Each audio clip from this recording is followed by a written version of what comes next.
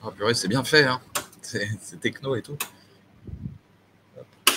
Eh bien, bonjour à tous et bienvenue à cette nouvelle édition de Webinaire Flash organisée par Toaster Lab, programme d'accélération 100% agri-food porté par le pôle Vitagora.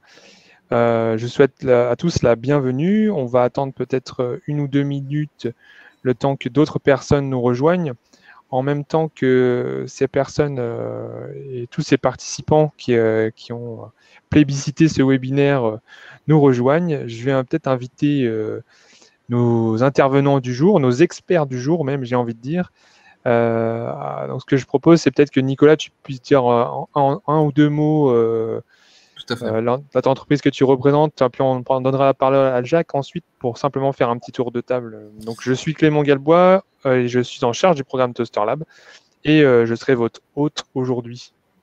Eh ben, merci pour la parole et puis l'organisation de l'événement, Clément. Donc, moi, je suis Nicolas Neigeon, le président de la société Aven. Aven, on développe, commercialise un aérateur de vin digital. Donc, c'est un petit produit IoT qui est disponible à la vente depuis juillet 2019. On a une entreprise créée en fin 2016. Donc, il y a eu 3 ans pour faire idéation, conception, validation, industrialisation et production. Aujourd'hui, on produit cette année environ 7000 unités. C'est un dispositif électromécanique et on a distribué dans 42 pays, j'ai envie de dire, pour donner un petit peu une échelle de la taille et le produit et ce qu'on fait. Oui, tu as été l'un des tout premiers suivis par le programme et on a vu une belle évolution dans les programmes dans lesquels tu interviens régulièrement d'ailleurs pour apporter ton retour d'expérience un peu sous le format d'aujourd'hui. Donc, je te remercie. Et puis on accueille aussi Jacques Renaud qui intervient en tant qu'expert sur le volet industrialisation dans le programme et qui est également mentor du programme. Bonjour à toutes et à tous, ravi de pouvoir donner ma contribution sur ce webinaire Vitagora Toaster Lab. Donc moi j'ai créé ma société de conseil pour accompagner les dirigeants et les équipes de direction dans leurs projets de transformation, spécialement dans le secteur agroalimentaire, et je traite 4 thématiques qui sont l'excellence opérationnelle, le scale-up industriel, tout ce qui tourne autour de la montée en compétences des managers, conduite du changement, management, et également un dernier sujet qui est comment monter un dossier industriel avec une ambition usine 4.0. Et comme l'a dit Clément, j'interviens depuis quelques années maintenant en accompagnement avec les startups qui participent au programme Toaster Lab. Avant ça, j'ai eu l'occasion de diriger des entreprises agroalimentaires dans le secteur de la boulangerie et de la viande pendant un peu plus de 15 ans. Et avant ça, j'ai 8 ans d'expérience dans les métiers de la supply chain, dans le secteur du food, où j'ai occupé des postes de direction de site, de direction générale. Et donc, ravi d'être avec vous et d'essayer de donner quelques insights et un éclairage qui est celui à la fois de l'opérationnel que j'ai été et du consultant que je suis depuis que j'ai créé ma société il y a 4 ans. Et c'est bien pour ça qu'on vous a conviés tous les deux sur cet échange d'aujourd'hui. C'est justement votre côté très pragmatique et qui arrive à évoquer et aborder les points essentiels. Et les personnes qui nous rejoignent aujourd'hui sont justement en quête de pratico-pratique, j'ai envie de dire. C'est aussi pour ça qu'on vous propose ce format en format court, justement, pour apporter des éléments de réponse et apporter des éléments des retours d'expérience associés à l'expertise que, par exemple, Jacques peut porter. Et c'est l'objectif et le but de notre échange aujourd'hui. Ce que je vous propose de faire, c'est qu'on va décomposer le temps sur cet échange, sur ce format court, et on va entendre Nicolas apporter son retour d'expérience par rapport au sujet qui nous rassemble aujourd'hui sur comment trouver un équilibre entre sous-traitance et internalisation dans l'agri-food tech. Puis on écoutera Jacques aborder justement des insights et des points essentiels et des points clés quant à ce sujet. Et puis, on pourra répondre à vos questions. Donc, n'hésitez pas tout au long des différentes présentations et des échanges à rédiger vos questions dans le chat pour qu'on puisse y répondre pendant le temps d'échange après ces 2 interventions. Du coup, Nicolas, je me permets oui, Clément, de t'interrompre une seconde. Et si vous n'y voyez pas d'inconvénient, je sais que Jacques a préparé une petite présentation et qui est assez intéressante parce qu'elle reprend des bases. Et je me demande, est-ce que ce serait pas plus intéressant de commencer par Jacques pour qu'ensuite, moi, je puisse faire part de mon entreprise en rebondissant sur les thématiques qui va... Écoute, tout est possible et tout est envisageable. Si Jacques, tu es partant, on peut fonctionner comme ça. Let's go. Hein, bon, on a eu l'occasion de partager avec Nicolas, bien évidemment, pour préparer. Hein, donc, voilà. Et donc, je sais qu'il va pas dire n'importe quoi et que je ne vais pas dire que je suis en désaccord total. Tout à fait. Okay. Ben, je commence à partager dès que Clément… tu peux lancer ton partage. Tu me dis. Donc, je vais partager un support que j'utilise. Une partie du support que j'utilise justement quand je vais à la rencontre des startups et qui se posent quelques questions. Je déroule. J'ai 10 minutes à peu près, c'est ça? Oui, oui. Ok, parfait. Je partage mon écran en mode présentation. Donc, vous allez normalement voir apparaître. Ok. Tout était ok. Ok, c'est bon, je vais dérouler. Bon, la présentation de Fenae, je l'ai faite, j'y reviens pas.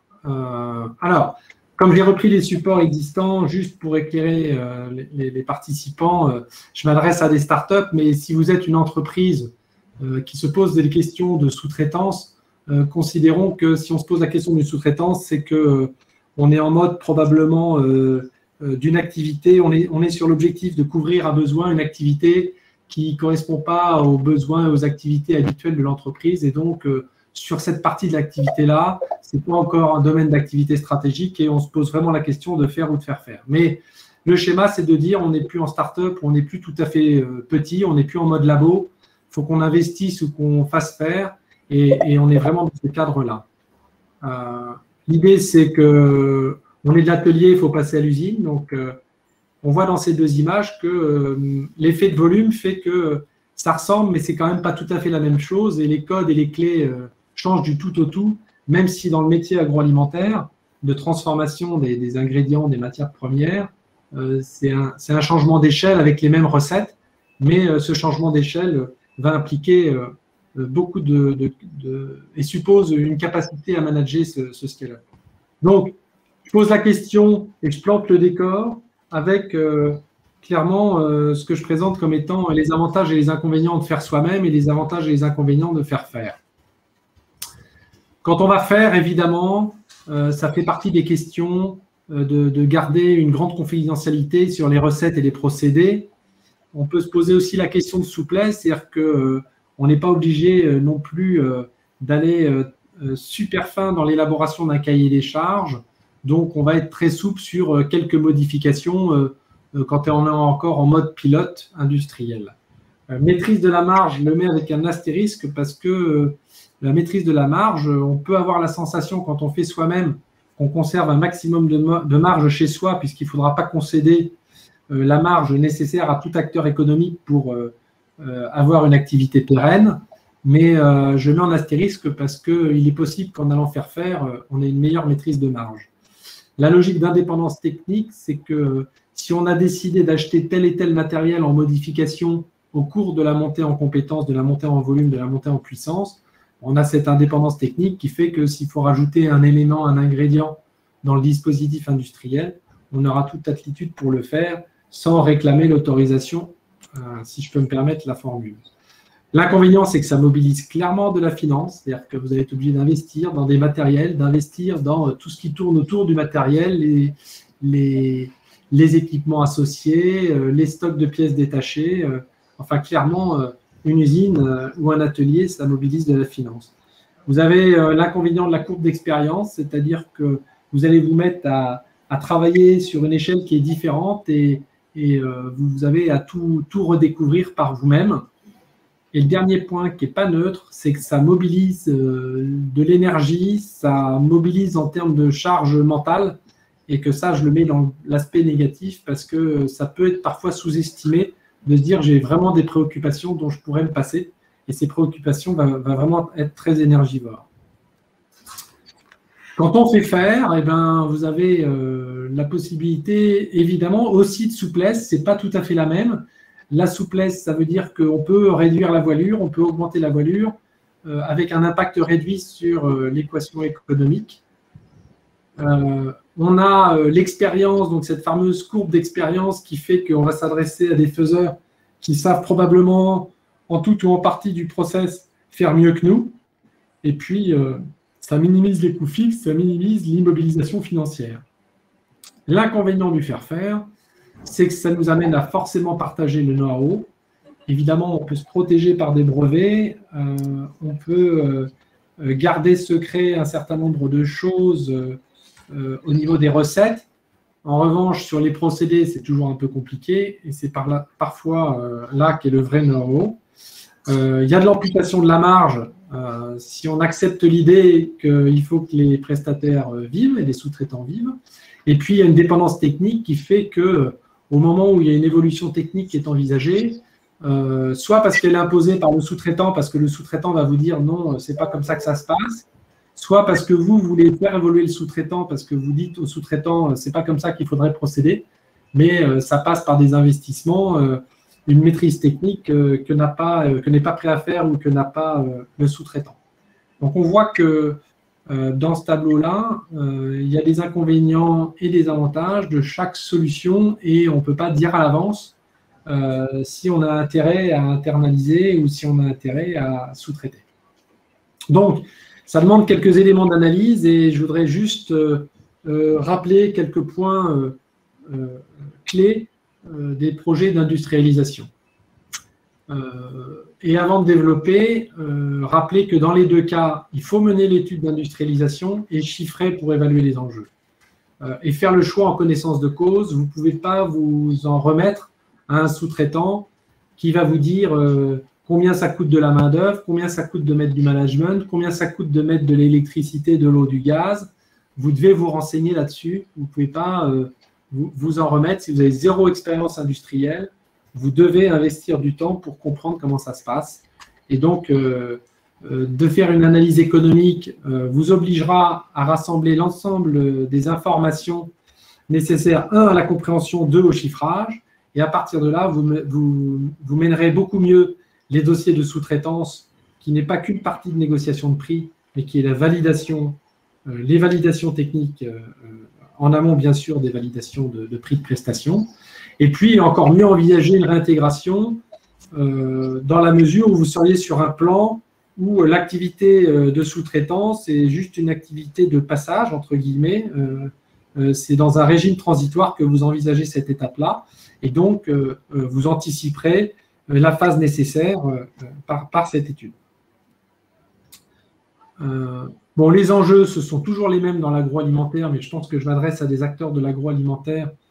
Donc, on a évidemment, comme dans toute entreprise, les enjeux humains, les enjeux environnementaux, d'économie et de commerce. Comprendre les enjeux réglementaires, si vous êtes des acteurs qui découvrez le monde de l'agroalimentaire, il faut savoir que, comme dans tout secteur d'activité, il y a des réglementations qui ne vous laissent pas de marge de manœuvre et qui ont des impacts non négligeables sur un projet industriel. Ça vous obligera sur un certain nombre de moyens pour garantir la sécurité alimentaire, notamment. Ça vous obligera un certain nombre de moyens pour garantir la traçabilité et ça vous obligera un certain nombre de moyens sur l'environnement aussi, qui est souvent très très important et beaucoup plus important qu'on l'imagine quand on ne connaît pas ce monde-là. Donc, sur les ressources humaines, attention à l'impact de la taille. Vous avez besoin, quand vous êtes petit et que vous grandissez, de trouver le bon niveau de structure. L'industrie, c'est des nouveaux métiers. Peut-être si vous êtes juste attaché à mettre au point un produit, il faudra parfois découvrir des nouveaux métiers et on n'est même pas dans la perspective de l'industrie 4.0. Donc ça, c'est très très important d'envisager aussi un plan de montée en compétences parallèle à un plan d'investissement sur les outils. Et je rappelle ici à tous ceux qui se sont frottés à ces sujets-là qu'on a des vraies obligations réglementaires et que l'évolution future ne sont pas dans des assouplissements. Et puis, un nouveau métier quand on grandit, c'est le métier de manager qui n'est pas si simple que ça à déployer dans des organisations. Sur le plan des économies, comprendre que quand vous faites des tests labo et que quand vous changez d'échelle, il y a des effets. Ici, représenter un compte d'exploitation ultra simplifié et que, bien évidemment, en face des éléments de prix, j'ai mis les tendances sur un changement de taille, plus ou moins usine versus atelier. Donc, on voit clairement en vert que si on s'y prend bien, main-d'œuvre directe et énergie en général, c'est mieux géré à une grande échelle pour peu qu'on ait des outils de pilotage. En revanche, il y a des coûts qui sont inflatés sur tout ce qui est emballage et conditionnement sur des changements d'échelle, le nettoyage, la maintenance, la main-d'œuvre directe. Donc, que ça soit un contexte de changement d'échelle ou que ça soit un contexte de sous-traitance quand on a déjà l'expérience industrielle, savoir que par rapport à ce que vous avez pu expérimenter sur des petits volumes, vous avez en tout cas une décomposition assez classique d'un prix de revient industriel. Donc, juste pour comprendre quelques points de repère qui sont évidemment critiquables, et j'imagine que les industriels, s'il y en a autour de la table à ce webinaire, pourront le contredire, mais ça donne quelques points de repère à ceux qui n'en ont aucun du monde de l'industrie agroalimentaire. Donc, il y a des pertes matières et que quand on passe à une échelle, on ne maîtrise pas toujours ce niveau de perte de matière. Il y a la notion de surpoids quand vous faites des produits à poids constant pour vos clients. Vous avez la nécessité, l'obligation réglementaire de respecter les engagements de poids sur les produits agroalimentaires et donc de prendre des sécurités pour respecter la réglementation. C'est ce qu'on appelle le giveaway ou le surpoids. Et puis, vous avez la main-d'œuvre directe qui est toujours impactée par un taux d'absentéisme qui n'est jamais à zéro.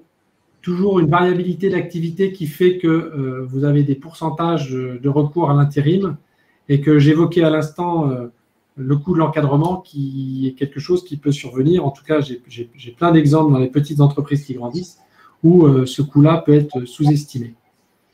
Les coûts de maintenance aussi. Le TRS, c'est le taux de rendement synthétique des lignes, c'est-à-dire l'efficacité du matériel vu globalement et résumé, dont la cible doit être entre 70 et 80% d'optimisation, mais le TRS visé à 100%, ça n'existe pas. Et puis, comprendre que les coûts de maintenance, c'est des coûts récurrents qui sont souvent proportionnels au montant des investissements. Et les chiffres peuvent vraiment surprendre, mais si vous maintenez mal vos lignes, vous pouvez avoir des coûts qui s'enflamment vraiment, des coûts d'exploitation qui s'enflamment autour de la maintenance. Et puis, les coûts logistiques qu'il faut savoir intégrer parce que dans les contrats qui sont passés avec les clients, il y a des effets et des choix à faire de coûts logistiques. Et si vous sous-traitez, c'est les coûts qui devront être supportés. Il y a toujours une logistique industrielle, il y a toujours une logistique de distribution. Il ne faut pas sous-estimer non plus la logistique industrielle. Enfin, parce que ça, c'est au cœur de la question de sous-traiter ou d'internaliser. C'est un point de repère, un indicateur qui n'est pas tout le temps piloté, surtout pour les structures qui sont monocytes. Mais le taux de remplissage d'usine est quelque chose qui est très, très important. Un point de repère encore, c'est un truc de consultant, mais dans la vraie vie, quand vous avez un équipement industriel qui est sous-utilisé à moins de 50%, vous avez vraiment du mal à le rentabiliser. La zone verte se situe entre 70 et 85%, et au-delà, c'est vraiment très dangereux parce qu'au-dessus de 85% ou 95%, forcément, vous fabriquez des ruptures et vous avez un coût de changement de produit qui est juste énorme parce que vous êtes obligé de multiplier les rotations. Donc, bien faire attention au dimensionnement de l'outil. Ce qui amène à la question de dire quand je vais décider de savoir faire des investissements par tranche. Ici, vous avez une courbe d'évolution hypothétique des volumes et vous avez ici le cadrage d'un projet industriel qui se ferait en 2 phases et qui permet de comprendre, par exemple, de se dire la tranche, je fais ça, au lieu de le faire en une seule tranche, je fais en 2 tranches et j'optimise mon taux d'utilisation. Bon, je ne développe pas plus que ça, mais c'est aussi dans un plan de déploiement industriel, des indicateurs qu'il faut se mettre en perspective. Et ça n'est qu'une introduction finalement à ce que tu peux être amené à apporter, notamment au travers de tes accompagnements et dans le programme par ailleurs, oui. Chez Toaster Lab, mais je me suis dit que j'allais t'accorder un peu plus de temps pour que tu puisses aborder notamment le graphique circulaire que tu as évoqué, qui me semble tout à fait pertinent et que ça donne quelques éléments pour piloter et ça peut savoir où est-ce qu'on en est. Celui-là, tu veux dire, Clément? Alors, moi, je vois économie en... Voilà, exactement celui-là, oui. Okay. Mais on pourra y revenir plus tard si jamais il y a des questions qui se posent. Donc, oui, je me suis dit aussi qu'on avait une part importante dans l'échange avec des questions-réponses et que les planches que je diffusais étaient aussi pour susciter des questions, j'espère. Je l'espère aussi. En tout cas, c'est une occasion pour les entrepreneurs qui nous ont rejoints de pouvoir bénéficier de ton expertise. Du coup, je te remercie beaucoup. Okay, je vais juste dire, comprendre que l'effet de temps est important. Quand on va internaliser, il y a des effets tunnels, c'est-à-dire qu'entre le moment où vous décidez d'un projet et le moment où vous allez pouvoir exploiter, ce n'est pas de l'ordre de quelques mois, c'est plutôt de l'ordre de plusieurs trimestres et ça peut être très long, ce temps d'attente. Voilà, et dernier point, la notion de ressources projet-usine. Dès lors que vous allez internaliser, vous allez consommer de la ressource dans cette période de transition. Et ça aussi, c'est des choses à intégrer dans l'évaluation économique. Voilà. C'est un beau tableau et très complet. Et on t'a accordé exceptionnellement quelques minutes de plus. Nicolas, tu pourras peut-être en avoir davantage.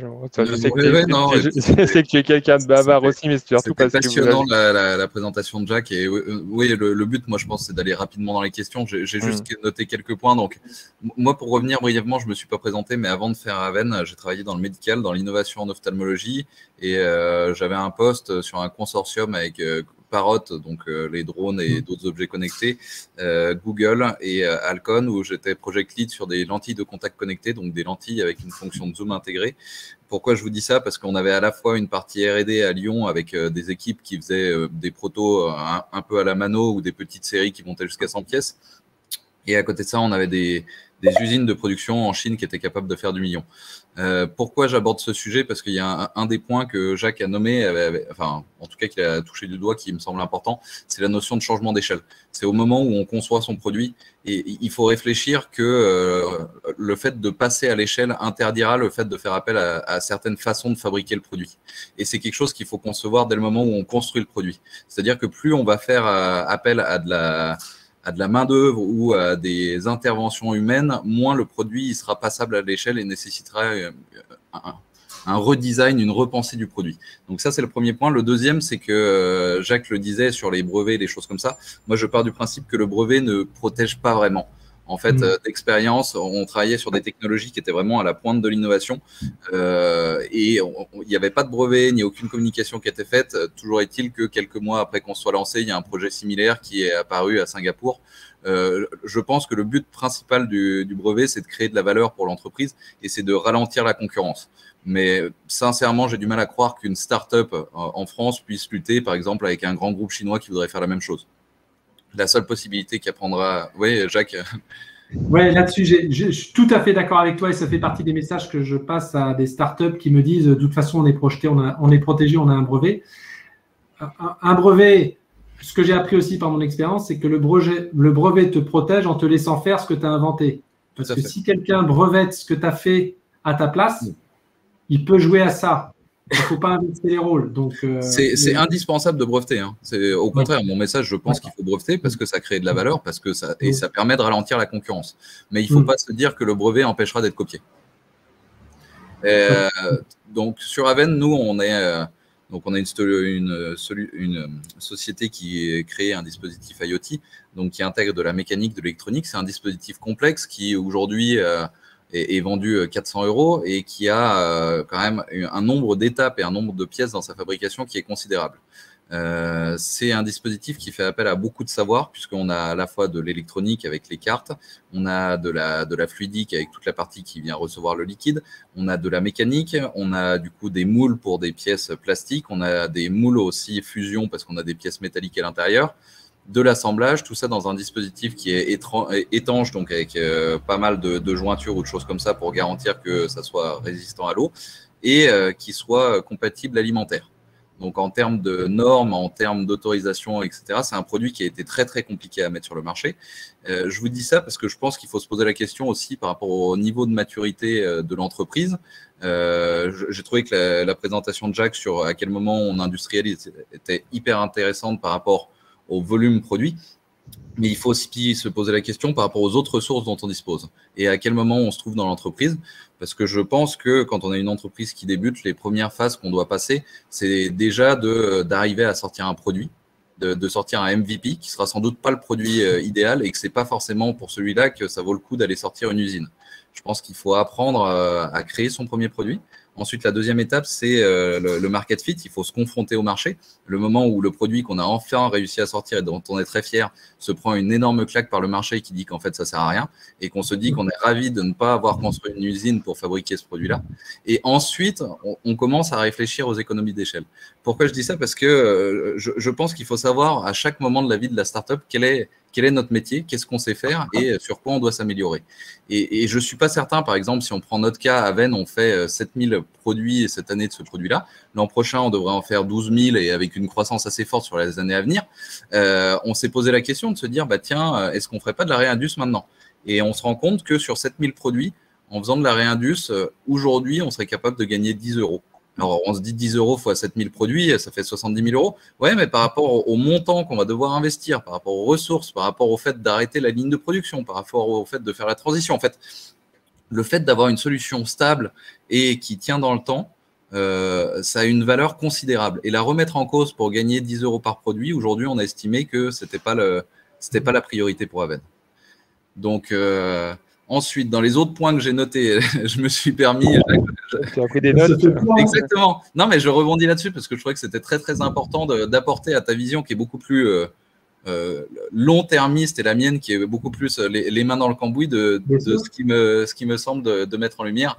Donc, tu disais se poser la question de faire en interne ou d'industrie, enfin de faire sous-traiter, de mener une étude.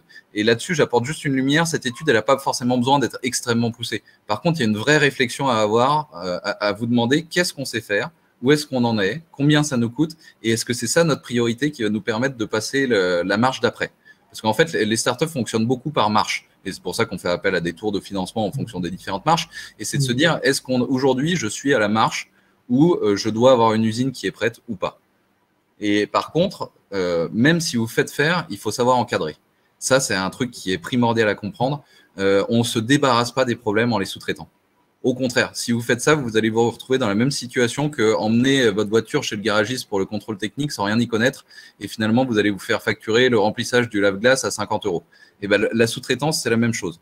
Sous-traiter, ça veut juste dire qu'au lieu d'avoir toutes les ressources en interne, vous faites confiance à un prestataire externe qui a les compétences, mais par contre, vous êtes obligé d'avoir une maîtrise de ce qui se passe si vous voulez que ça sorte un jour.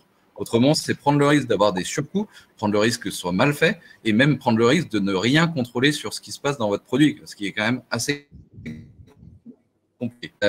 L'impact aussi sur la logistique. Aujourd'hui, nous, on a un produit qui est produit alors en partie en Chine sur toute la partie électronique. On a des pièces qui viennent d'Europe de l'Est, qui est assemblée en France avec un packaging qui vient du Marais. Au tout début, on a tout externalisé à un sous-traitant et petit à petit, on reprend la main sur certains composants, par exemple le packaging parce qu'on a choisi de level up, etc. Mais dites-vous bien qu'à chaque fois que vous faites ça, ce que vous allez gagner potentiellement en prix et en flexibilité, vous allez le perdre à un autre endroit. C'est du trade. C'est-à-dire que vous allez devoir repenser une logistique globale sur le produit en vous disant, mais à ce moment-là, il faut que j'ai les produits qui soient arrivés, que les packs soient arrivés, que le gars ait la ligne d'assemblage qui soit dispo pour monter tout ça, etc. Donc, c'est pas juste je gagne les 20% de marge que je laisse à mon sous-traitant et j'ai plus de flexibilité, je suis plus agile. Non, la plupart du temps, moi, je pense au contraire que reprendre en main certaines parties, c'est devenir moins agile parce que lui a une économie d'échelle puisqu'il fait d'autres produits et peut vous glisser à tel moment, peut être sympa, peut même vous faire des économies et vous avantager si vous entendez bien avec lui. Alors que dans l'autre cas, c'est à vous de construire tous vos plannings et de vous assurer que tout roule. Autrement, vous allez vous retrouver, comme le disait Jacques, avec un outil industriel qui ne produit pas. Et ça, c'est la pire chose qui peut vous arriver, parce que ça va vous entraîner des surcoûts. Vous allez avoir des gens que vous allez payer à rien faire. Et ça va être déprimant pour tout le monde. Et puis même en termes de savoir-faire industriel, en termes de production, en termes de rentabilité, c'est un pain considérable. Donc vraiment, posez-vous la question, je pense que c'est le premier point. C'est comment faire mon produit. Donc la première étape, le faire, très bien, j'ai fait mes protos, mais réfléchir à comment je vais le faire de façon importante. Et deuxième point, quel est mon métier? Quelle est ma valeur ajoutée? Et qu'est-ce que je sais faire? Et où est-ce que j'en suis dans mon entreprise pour savoir est-ce que c'est vraiment le moment de passer à une internalisation de la production? Et toutes les entreprises que je connais, parce que mine de rien, même si je suis à Vennes, je travaille avec beaucoup d'entreprises, ont une volonté de partir trop tôt dans le faire moi-même. Et ils se retrouvent confrontés à des problématiques d'implantation de certains produits, même comme Jacques l'a dit, de choisir le lieu, de monter l'usine, de machin, de la machine qui est en retard, de finalement ma prod, elle ne peut pas sortir. Et c'est des choses qui vont planter votre entreprise uniquement parce que vous avez fait le choix trop tôt de partir trop gros. Donc, à la fois, il ne faut pas penser trop petit. C'est pas parce que vous avez fait 100 produits à la mano que votre produit est industrialisé. Et il ne faut pas partir trop gros non plus, en mode je vais construire une usine pour faire mon produit. En fait, je pense qu'à chaque étape de la vie d'un projet ou même d'un produit, pas que d'une startup, je pense que même un grand groupe doit repasser par ces phases-là pour ne pas surdimensionner un produit par rapport à un marché. Et ça, c'est intéressant ce que tu dis. Oui. Je t'en prie, Jacques, je t'en prie. C'est intéressant parce que effectivement, mener une étude, c'est comme la taille de l'étude, c'est comme la taille d'une usine. Elle doit être proportionnée aux enjeux. Donc moi, Clément le sait, je propose un outil de simulation qui est souvent très utile parce que d'abord, c'est un outil de scénarisation de projets d'industrialisation et qui permet justement, dans le schéma tranche 1, tranche 2, qui permet de voir quels sont les effets au moment où je fais des tranches 1, des tranches 2, de voir justement les impacts de ces caps industrialisation, parce que passer de l'échelle 1 à 10, il y a des effets, passer de 10 à 100, et parfois, les entreprises, en tout cas celles avec qui je bosse, ils passent de 1 à 10 et ils pensent qu'ils sont en train de passer de 1 à 100. Il faut juste leur dire, mais non, vous êtes de 1 à 10, et si vous êtes sur le marché, si ça réussit, ça sera un changement d'échelle de 1 à 100, et peut-être qu'il faut passer par le 1 à 10, et peut-être qu'il faut le faire par le truchement d'un sous-traitant. Ça, c'est la première retour. Et là-dessus, l'étude n'est pas la même quand tu es sur de la pré-série, sur de la série ou de la très grande série. Dans un cas, ça va être une étude d'un jour, juste se poser autour de la table. Dans l'autre cas, on va se dire 10% par là, ça représente quoi? Et dans le troisième cas, ça va peut-être être une étude d'une semaine, d'un mois ou plus. Et puis, d'anticiper ce que les industriels savent quand ils ont des processus de time to market et des phases bien identifiées de recherche labo, de pilote industriel et d'industrialisation, c'est de dire, quand tu passes de 1 à 10, tu passes dans des gamelles avec des vrais effets sur la recette et les procédés. Là, je parle des processus de transformation agroalimentaire. Quand vous passez d'un pétrin de 5 kg à un pétrin de 100 kg, c'est pas la même vie, c'est pas x20, il faut repenser. C'est exactement ça. L'économie d'échelle, c'est pas juste de l'augmentation d'échelle, c'est pas juste de la multiplication. Et faire 1000 aérateurs, c'est pas du tout la même chose qu'en faire 10 000. Et je me permets de rebondir sur ce que tu disais vers la fin, par rapport à des gens qui se disent je veux monter, je veux grossir, je veux internaliser. Est-ce que vous avez observé une tendance à l'augmentation à des entreprises qui veulent internaliser ces derniers temps ou pas du tout? Moi, je sais que beaucoup de fondateurs d'entreprises, c'est un peu le rêve. Quand tu fais du produit, aller dans ton usine, avoir tes équipes qui font ton produit, c'est sexy. Dans la réalité, je pense que c'est un des pires rêves d'entrepreneur. Je pense que c'est une des moins bonnes raisons qui doivent motiver le fait de se lancer dans l'internalisation de la production.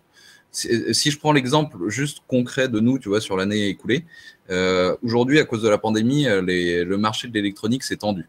Mais il était déjà tendu, mais il est encore plus tendu parce que la Chine a arrêté de produire pendant 2 mois, à un moment donné où le monde entier était bloqué chez eux et les gens achetaient des Kindle, des iPhones et des consoles. Donc aujourd'hui, j'ai des délais d'approvisionnement sur mes composants électroniques qui sont de 47 semaines. C'est-à-dire que je dois commander 47 semaines avant les composants qui vont arriver à l'usine. Ensuite, les produits sont fabriqués et ensuite, ils sont transportés. Donc, on pourrait se dire, oui, mais une fois qu'ils sont fabriqués, c'est bon. Ben non, parce qu'on est toujours en situation de pandémie. Le transport aérien mondial est toujours à 20% de son potentiel. Donc, le transport aérien a fait un x10 par rapport à la même période l'année d'avant. Et donc, il faut envisager de faire du maritime. Sauf que le maritime, c'est pas le même temps non plus. Donc, tu envisages du maritime et puis tu n'es pas à l'abri qu'il y a un bateau qui se coince dans le canal de Suez. Enfin, c'est que des choses où aujourd'hui, on le voit à la télé, ça fait rire et compagnie, mais à partir du moment où on passe sur des sujets industriels, et ben ces problématiques, elles deviennent réelles, concrètes, et elles impactent les stocks. Et le stock, c'est le nerf de la guerre de l'entreprise. Parce qu'en fait, le stock, il faut être le plus possible en stock tendu, c'est-à-dire qu'il faut avoir le moins de stock possible, mais il faut toujours en avoir pour pas être en rupture. Et ça, je trouve que c'est le point le plus critique. Au-delà même de toute internalisation, efficience, rendement, il y a une question de stock et de management du stock. Et comment arriver à garantir qu'on ait le stock qui soit le plus faible possible pour qu'il y ait la valeur immobilisée la plus faible possible, tout en étant capable de délivrer des clients qui peuvent demander du jour au lendemain des gros volumes. En tout cas, merci pour cet élément. En tout cas, n'hésitez pas à vous servir du chat pour poser des questions à nos intervenants du jour. J'en ai un certain nombre. Donc, de fait, tu parlais un peu de... Même si l'internalisation totale est un idéal difficilement atteignable, peut-être que l'objectif, c'est de tenter de l'atteindre, mais encore, peut-être la question, ça n'est pas vraiment... je cherche à l'atteindre, comment je fais, mais davantage est-ce que c'est adapté à ma situation, à mon niveau de maturité et à l'avancée de mon entreprise. Et du coup, est-ce qu'il y a un équilibre parfait entre l'internalisation et la sous-traitance? Est-ce que c'est un peu une bête mutante qui évolue avec le temps? Ouais, je vois ce que tu veux dire. Je veux juste mettre en lumière le fait que déjà, c'est très secteur dépendant et entreprise dépendant. Clairement, il y a des entreprises dont le métier s'est construit sur le fait de faire à la main. Tu vois, de faire eux-mêmes. Tout ce qui est luxe, tout ce qui est artisanat, ou même sur de la machine. J'ai des copains qui font des machines dans le médical qui vendent 100 000 balles. C'est quelque chose que tu ne sous-traites pas la fabrication quand tu es là-dessus. C'est vraiment une question de se demander quel est mon métier et à quel niveau de maturité je suis et de quel passage à l'échelle on parle. Et est-ce qu'il y a besoin de tout sous-traiter? Est-ce qu'il n'y a pas besoin de tout sous-traiter? Quel est mon métier? Qu'est-ce que je veux faire? La plupart des gens, tu m'arrêtes Jacques si tu n'es pas d'accord, mais qui créent des startups dans le monde du produit food agro, c'est des gens, s'ils avaient voulu avoir leur usine, je leur aurais conseillé de monter leur usine et de devenir sous-traitant d'autres gens qui fabriquaient les produits. Je pense qu'il y en a beaucoup, ce qui les intéresse, c'est la partie formulation, imaginer le produit, le concevoir, le marketer et d'atteindre le marché avec ça. Et je pense que c'est deux entreprises différentes. Peut-être qu'au bout d'un moment, tu atteins une taille qui te permet d'avoir la chaîne contrôlée dans son intégralité. Mais au début, il faut que tu te poses la question de qu'est-ce que tu veux faire, pourquoi tu t'es lancé. En même temps, ça me donne la réflexion. Il y a un sujet quand même qui est important parce que je l'ai évoqué, mais c'est pas neutre. La méconnaissance du sujet économique autour du produit et des effets de scale-up. Moi, a amené certains de mes interlocuteurs à complètement sous-estimer le potentiel de marge qui était complètement consommé par le sous-traitant. En clair, ils achetaient bien trop cher le produit parce que justement, et du coup, ils étaient coincés parce qu'ils étaient partis sur un a priori de sous-traitance en se disant, bon, comme on sous-traite, on va leur dire, voilà le prix qu'on en veut. Sauf que le sous-traitant, il réinverse et il refait le building du costing et c'est juste, ça colle plus, quoi. Et donc, il y a vraiment un travail à faire dans une équation économique parce que les entreprises sont quand même des aventures heureusement humaines, mais à vocation aussi économique et qu'il faut tenir. Sur le sujet des curseurs ou des indicateurs, Clément, je reformule la question comme ça, y aurait-il un système d'évaluation qui permette assez facilement de savoir si on sous-traite ou si on internalise? Franchement, il n'y en a pas. Comme toutes les décisions qui sont difficiles à prendre, c'est bien, c'est parce que si la décision est difficile à prendre, c'est qu'il y a un vrai scénario qui est monté. Et que si la décision est facile à prendre, c'est que peut-être que l'investissement scénarisation est un peu faible. Donc moi, je dis qu'il faut savoir scénariser les deux projections, qu'il faut vraiment scénariser je fais ou je fais pas. Et si j'ai un conseil à donner, avoir un a priori très négatif sur l'industrialisation, parce que c'est quand même un métier. Et en tout cas, pas le faire tout seul. Moi, j'arrive trop encore, malgré le travail qui est fait avec Toaster Lab, j'arrive trop quand c'est trop tard, quoi. Le terrain est acheté, les machines sont achetées, L'autre cas de figure, c'est j'ai contracté avec un sous-traitant, mais le deal, c'est que comme le sous-traitant ne voulait pas investir sur une machine stratégique, c'est moi qui ai investi la machine stratégique. Enfin, à un moment donné, il va falloir, faut que ça s'en sait. Je sais pas, il n'y a pas d'école pour les startups, mais à un moment donné, il faut dire, réinventez pas tous les métiers, les enfants. Je suis 200% d'accord avec toi. Vous savez faire des choses que les dirigeants parfois ne savent pas faire, c'est-à-dire décider. Mais faut pas, il y a peut-être des fois un effet de balancier en disant allez, go. Et quand on arrive à lever des fonds, ce qui est une vraie compétence, c'est d'ailleurs le danger guette. Ceux qui arrivent à bien lever des fonds sont souvent des gens qui ne se posent parfois pas la question de la dépense, notamment sur les sujets des univers inconnus. Attention quand même. Ça tombe bien, justement. Moi, je rebondis là-dessus. Tu disais tout à l'heure, quand tu sous-traites, tu avais un client qui s'est retrouvé avec une marge où finalement il n'était pas rentable. Ouais. Ça c'est d'un point de vue startup et même d'un point de vue investisseur. Au début, c'est pas grave. En fait, si tu l'as conçu, si tu le sais depuis le début, que tant que tu es à petit volume, tu ne seras pas rentable, mais que dans tes projections, tu vas atteindre très rapidement des modèles où finalement tes économies d'échelle te donneront la possibilité de dégager du chiffre et d'être rentable. Encore une fois, c'est quelque chose qui se comprend, qui s'accepte et qui même au contraire est très bien vu. Ça veut dire que tu sais exactement quelle sera ta structure de coût à 3 ans, 5 ans et comment va évoluer ton produit. Et on va se dire, ouais, mais il n'est pas rentable sur 1000 produits, c'est pas grave. Par contre, il sera rentable sur 100 000 et ça nous intéresse bien plus. Mais c'est là-dessus qu'on est allé sur certains de mes clients. C'était la partage du risque. Donc, c'est sûr que je me suis assis autour de table pour dire aux interlocuteurs, bon, écoutez, je comprends votre situation. On va quand même un tout petit peu décomposer et ensuite, on va faire un partage. On va évaluer le risque ensemble. C'est le même. En fait, c'est la façon dont vous détourez le périmètre d'intérêt. Si vous isolez le périmètre d'intérêt sur une startup et que vous allez sur un sujet de sous-traitance, vous risquez d'être décalé. Si vous dites, je vais sur un sujet de sous-traitance, donc je détourne le périmètre du sujet sur un système économique prescripteur plus sous-traitant, là, ça peut être intéressant parce que là, vous discutez des marges. Moi, je suis allé à l'école de la négociation dans des situations monoclients avec un client comme McDo. Je n'ai pas peur de le citer là, où McDo était dans ses principes de dire, nous, de toute façon, on doit avoir des fournisseurs qui gagnent de l'argent et nous, on veut des logiques d'analyse de risque et d'opportunité sur l'équation économique. Donc, vous nous expliquez votre métier, vous savez construire un produit, vous êtes compétitif, on s'adresse à vous parce que vous êtes des bons là-dedans, et bien ouvrons nos livres et bossons là-dessus.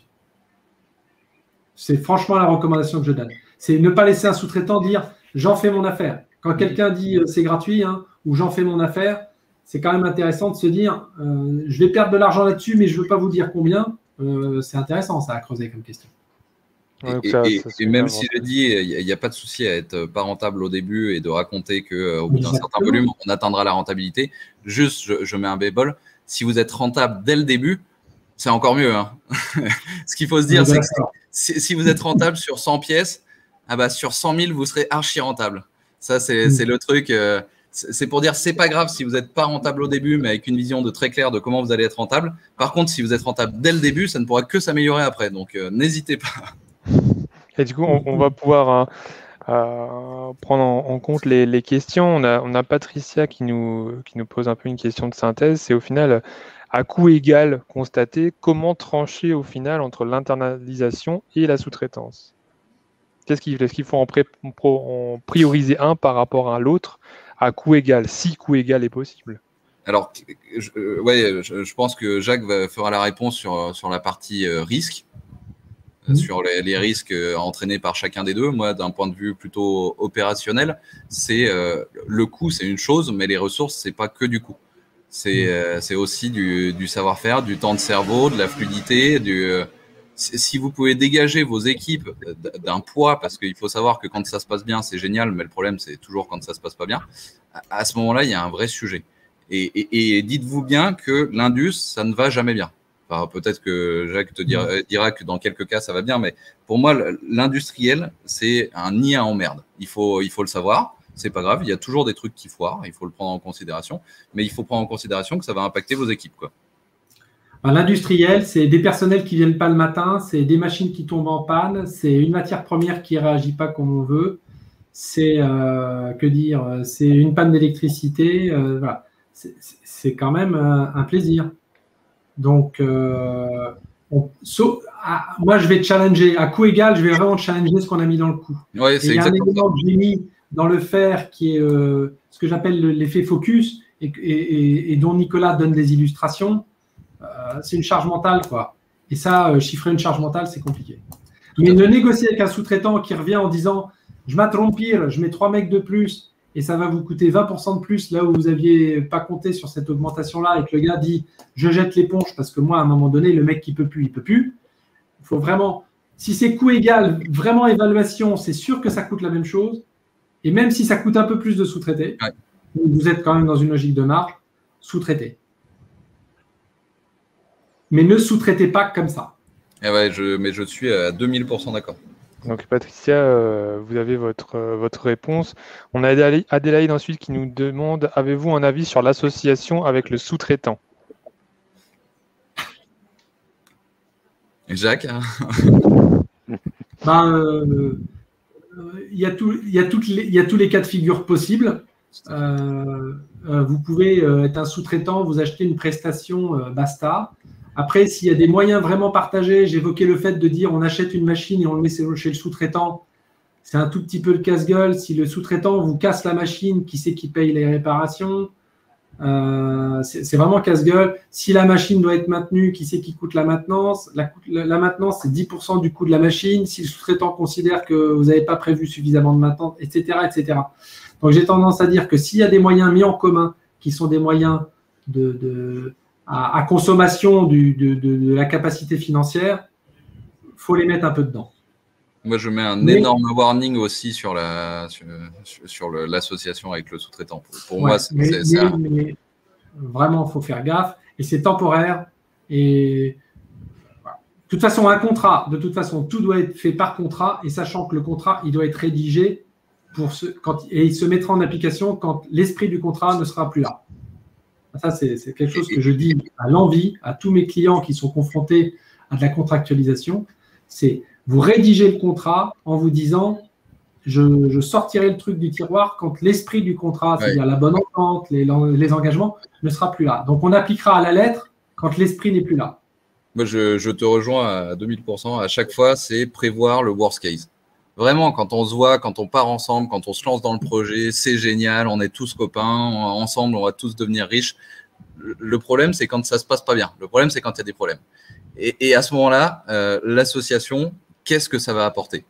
Vraiment, je pense même qu'on peut faire de la mutualisation des machines ou des trucs sans passer par de l'association. Je pense qu'il faut rester dans son rôle de prestataire et de donneur d'ordre autant que faire se peut.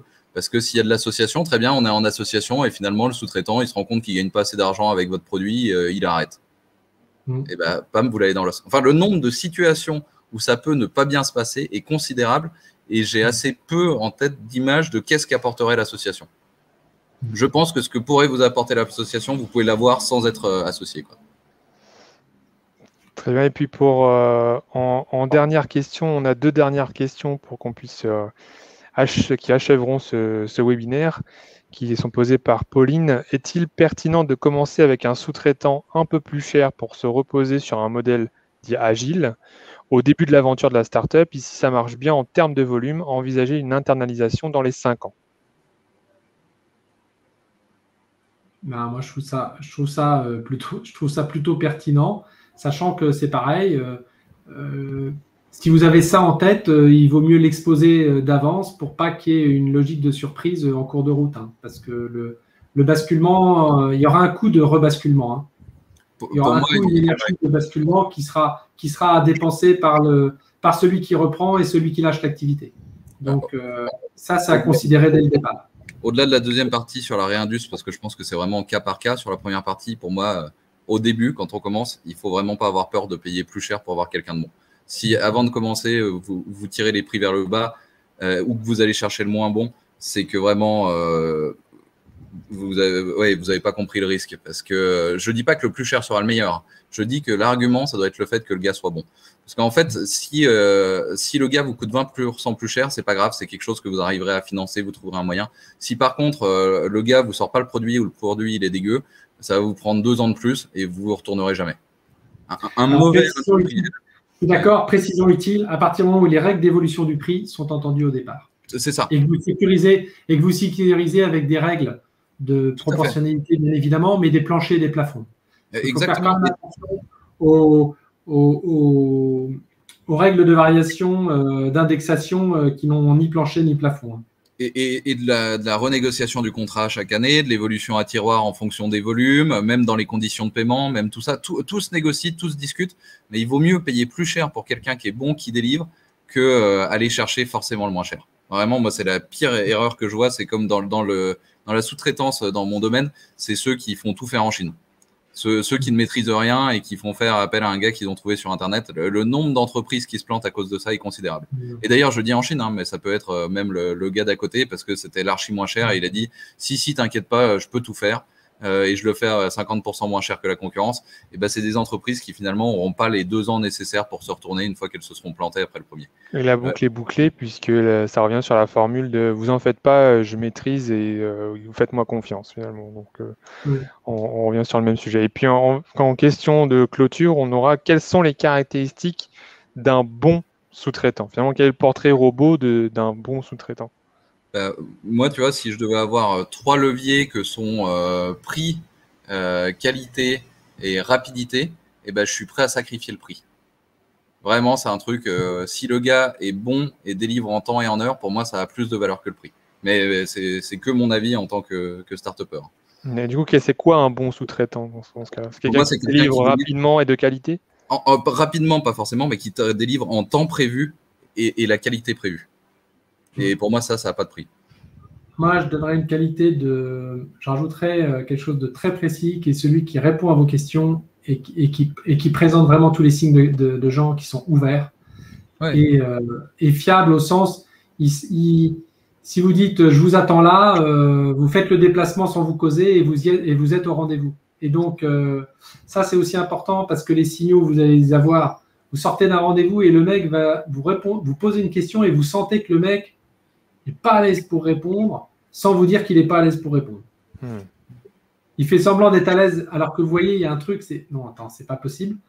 Le truc là. Et moi, j'ai fait des rendez-vous où je disais, mais t'as bien vu, il a donné l'avoine à son âne, mais il ne croit pas une seconde à ce qu'il vient de te dire. Et on n'a pas enchaîné sur l'autre question. C'est typiquement des questions qui appartiennent aux prescripteurs. C'était pas au conseil que j'étais.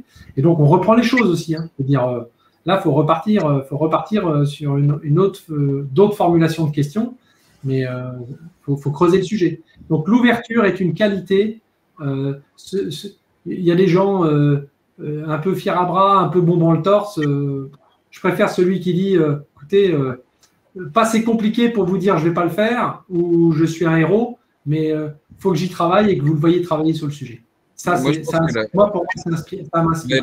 La confiance et la transparence bidirectionnelle, c'est quelque chose que tu n'as pas dès le début, mais qui se construit au fur et à mesure du temps, et d'être direct et d'être cash les uns avec les autres, de se dire, bah voilà, on a une start-up, je sais qu'il y a un risque pour vous.